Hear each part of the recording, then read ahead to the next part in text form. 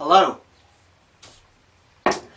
As the title may suggest, this is a sort of part 2 on the other video that I did, which was the what's the worst thing about leaving Jehovah's Witnesses. The reason being is because I read other people's comments that I put on various different ex-witness Facebook sites, and it became pretty clear that what my feelings were as the worst thing about leaving Jehovah's Witnesses, which is in complete opposition to what most people were saying, which obviously it was the thing about the family, that they've come out, the organisation, and their family won't speak to them because inevitably they get disfellowshipped for various different reasons. And so it ends up that the mum and dad don't see their children, well, that'll be their own grandchildren, and of course their own children. Sister won't speak against brother, and mother and father, and you know, I can only, I can't even imagine how bad that is. I have no idea what that's like. I just, it really must be the worst thing about leaving Jehovah's Witnesses. So, fair play, yeah, you're right, it is. My version of leaving is completely different to that. But subsequently, I've had a rethink about my own position on what the worst thing is about leaving Jehovah's Witnesses. And actually, what I stated before, I've realised is not the worst thing about leaving Jehovah's Witnesses. And I'm not going to mention my family because it doesn't even come into this. It's actually what it's the consequence of what I said before, the consequence of realising that you've been controlled, manipulated, and you've been lied to recently, and then realising you've been led up the garden path and then let out the other side of the gate, you know. And to me now, the worst thing about leaving Jehovah's Witnesses isn't the fact of how I was conned, but it's the fact that for 28 years you were studying the scriptures daily, and you were learning about other religions in the sense that you were able to then put them down when you took out the Bible, in preparedness for when you go to people's doors and they say, oh, I'm a Catholic, and you go, hold on a second, you believe this is a Catholic, don't you? Yeah, well actually if you look at the Bible here, oh goodness sake, idols, oh you're right, so that clearly God can't be working with your faith.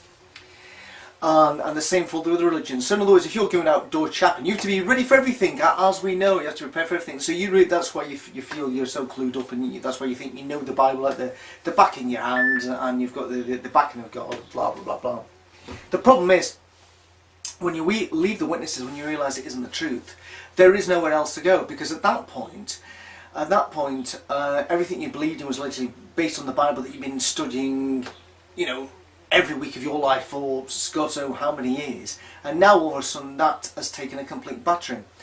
And then you start to look at the Bible with fresh eyes, because now there isn't a watchtower awake to sort of mislead you of what certain verses mean, or the moral of certain stories. So of course when you go into it and start to read it with a fresh pair of eyes, as I've done, that's when you realise, you think, goodness sake, this Adam and Eve story is preposterous.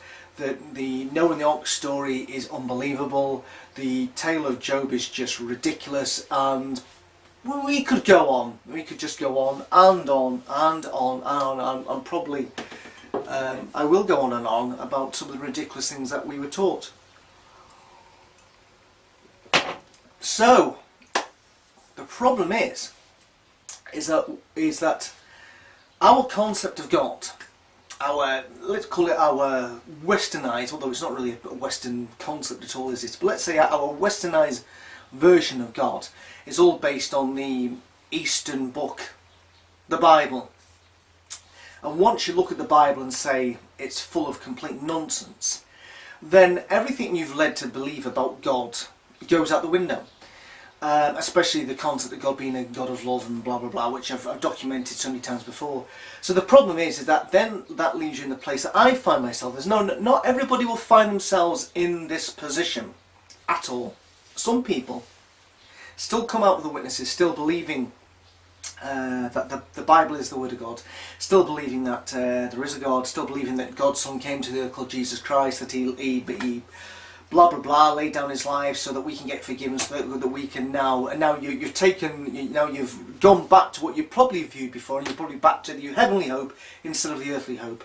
And some people have come out the witnesses and have done that. Unfortunately, in my personal circumstances, it hasn't happened. And it's not just me. I know other people that this is the same thing that's happened. And this, to me, is the worst aspect of leaving him. The worst aspect of leaving the witnesses is that when you come out of it, you have nothing. You have absolutely nothing, because you no longer have the faith. And the faith was in the book that now you look at and you realise it is nonsense. And so within that book had the hope for of a better life. At the time it would have been the earthly one, but for most people it's the heavenly one. So that better life has gone. So you've lost your faith and lost your hope, and you realise that you're all alone. That you are all alone, and this is it. And there are times in life when things happen in your life, it's your faith that carries you through difficult times. And it may be misguided, it may be misjudged, it may not even be true, but the power that a belief in something that, to carry men through difficult circumstances, it's not, you can't even question it, because we know it does work and it does happen. And so I've had witnesses have come to my door, and despite me saying to them, I don't believe what you're teaching them, I've actually said to them, don't give up your faith. I've actually said to young witnesses, I may not say that now to them, but I've actually said to them, it's nice to believe in something. It's nice to believe in something. And this is why I really regret the day that somebody came to our door. Because beforehand, we went to the Methodist church, and we believed in God and the Bible, and I enjoyed singing songs, and I believed in the power of prayer, and I believed, of course, that everybody who died, if they were reasonably good, of course they went to heaven. That's what my belief was. And that belief systems in place for most mainstream religions today. That's what they think. They don't know the Bible, they don't really read the Bible, they have a respect for the Bible, they believe in God, they believe in there was a Jesus, they believe that he died for his sins, and they believe that through his sacrifice that God will forgive them to allow them access to go to heaven. So that is really comforting. It is really comforting when it comes to scenarios when you have a relative of yours who's dying, and you know their time on the earth is numbered, and they ask and you pray with them, or you pray that they'll have a gentle release, knowing that when they die, that they'll close their eyes and open them, they'll be in a better place, and they'll then join maybe that person's wife or that person's father or mother in heaven. Then the family unit will continue, and that when you lose your mum or your dad, or maybe your brother and sister, or your wife, or even sadly a child, that when you go down to the grave where they are, that when you talk to them, that you are convinced that either they're in heaven listening to you, or maybe they're invisibly standing right behind you. And that is really comforting. I can imagine.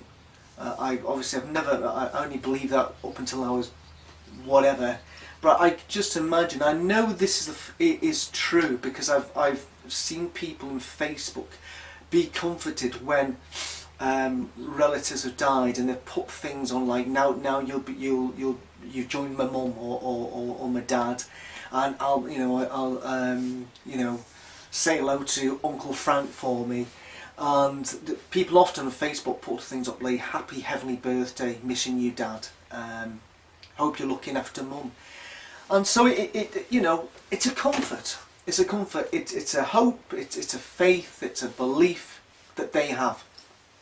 And the majority of people in this world do, even people who don't really practice our religion, don't go to church, they'll probably at the end of the day, if they're really in dire needs, they'll probably begin praying. And they'll, because they think this is the last person who can help them is God the Almighty.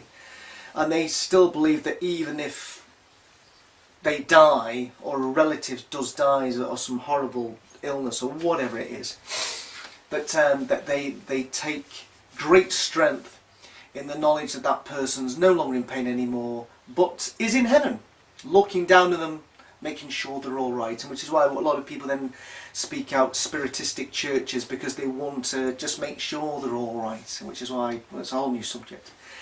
And of course, I don't have that. I don't have a faith, a hope, or a belief. I have nothing at all. I have nothing. In fact, the person the person maybe that I may be getting a bus with, sitting next to, probably has that and knows nothing about the Bible. He has it. He has that hope. He has a faith. He has a belief. Doesn't know what it's based on, but he has that as a, as the backup to when anything goes wrong. Pray. If you die, you're up there. He has that, and I don't have that. So sometimes it may be best not to know. Sometimes ignorance is bliss, especially when it comes to matters of life and death. And that's what I really now struggle with more than anything. I know as as life will go on, I'll start to lose my mother and my father, and I'll then have to think, that's it, that's it. I'll never see them again, and I'll know eventually I'll approach my own time to leave this earth, knowing that's it, and then I can only look back thinking, well, at least I'll go to heaven now, and I'll spend the rest of my life in heaven, and it'll be great because I won't be grey and bald and old and knackered, and I'll rejoin lots of my relatives who I haven't seen for like 20 and 30 years, and friends that I've lost, and I'll be able to talk to famous people who've died, whatever. And I don't have that as a comfort. I don't have that, I think I just don't have it. It's as simple as that. And I wish I had it. I wish I had that. I wish I still believed we went to heaven.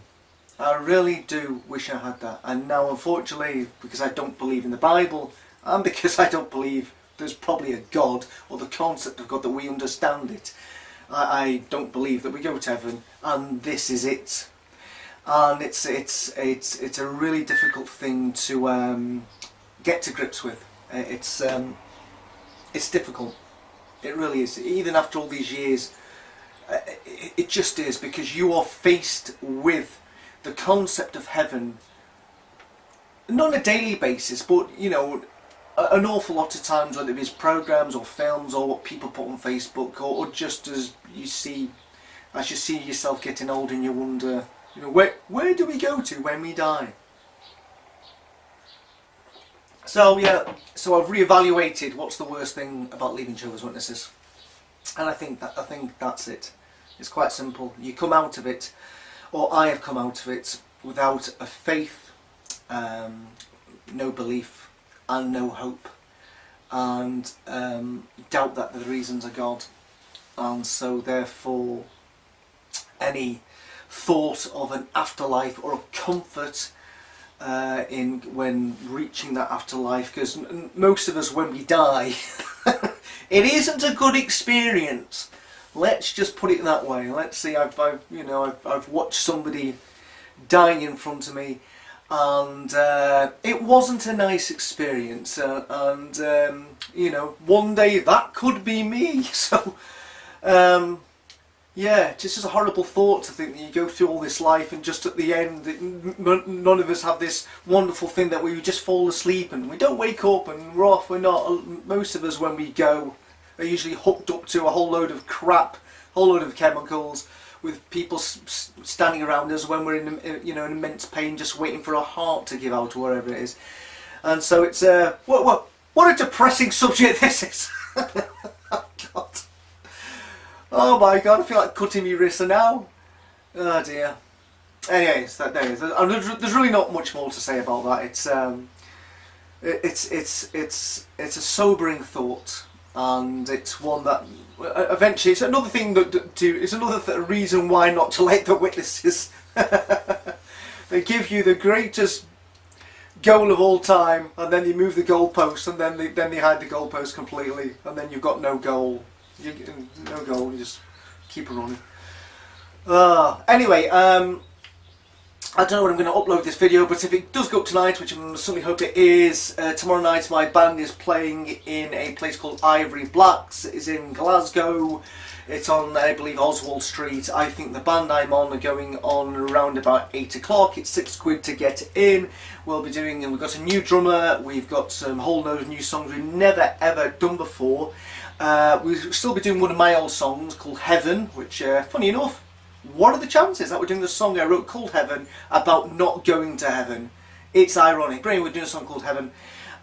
So yeah, we're playing for half an hour. So that's all right. So anyway, if any former friend, well, not former friend, but any former witness associates want to come along to Ivory Blacks in Glasgow, I'd like to, it'd be good to catch up, to shoot the breeze for a while, because I haven't seen most of these people for at least 17 years. It'd be nice to see how everybody's doing and how many of us still look good in our advanced ages, unlike me. But anyway, yeah, so this is me signing off yet again, and hopefully see you another time. Until you tomorrow night, Sunday, Ivory Blacks, Glasgow. Bye bye.